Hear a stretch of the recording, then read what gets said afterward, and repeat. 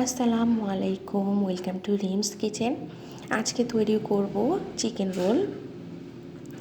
প্রথমে একটি প্যানে তেল গরম করে নিয়ে এর মধ্যে দিয়ে দিচ্ছি হাফ কাপ পেঁয়াজ এবং কাঁচামরিচ কুচি,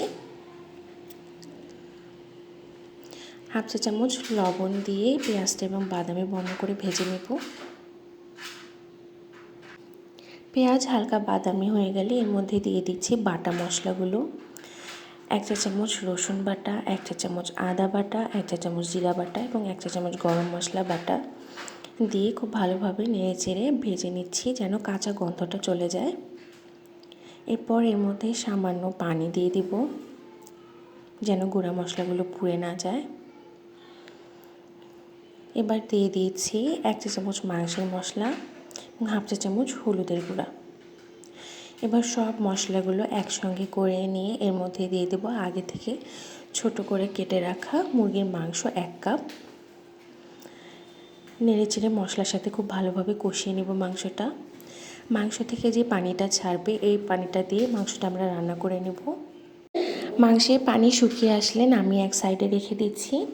এবার 1 কাপ ময়দার মধ্যে হাফ চা চামচ লবণ দিয়ে অল্প অল্প পানি দিয়ে মিশিয়ে শীত তৈরির জন্য ব্যাটার তৈরি করে নেব। ব্যাটারটা খুব ঘন হবে না এবং খুব পাতলাও হবে না। এরপর একটি প্যানে তেল ব্রাশ করে নিয়ে ব্যাটারটা এভাবে দিয়ে চারপাশে লাগিয়ে দিচ্ছি যেন একটা পাতলা শীত তৈরি হয়ে যায়। এবার শীতটা চারপাশ থেকে ফুলে উঠলে নিচে ঠান্ডা পানি দিয়ে প্যানটা ঠান্ডা করে নেব যেন হাত দিয়ে আমরা শীতটা তুলতে পারি। এভাবে প্রতিটি শীত তৈরি করে নেব।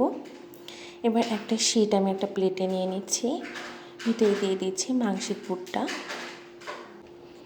এখানে রোলটাকে ভাজ করার জন্য আমি নিয়ে নিয়েছি শীত তৈরি করার ব্যাটারটা যেন রোলটা খুলে না আসে। আপনারা একটু দেখে নেবেন আমি কিভাবে ভাজ করে নিচ্ছি। এভাবে আমরা প্রত্যেকটা রোল তৈরি করে নেব। এবার একটি বাটিতে আমি আগে থেকে ডিম ফেটিয়ে রেখেছিলাম সামান্য লবণ দিয়ে। এবার ডিমের মধ্যে রোলটাকে ডুবিয়ে নিচ্ছি। এরপর দিয়ে দিচ্ছি ব্রেড ক্রাম্বসের মধ্যে। খুব ভালোভাবে ব্রেড ক্রাম্বস দিয়ে ফিল করার পরে গরম করে রাখা তেলের মধ্যে দিয়ে দিচ্ছি। এক পাশে তৈরি হয়ে গেলে উল্টে আরেক পাশে ভেজে নিব।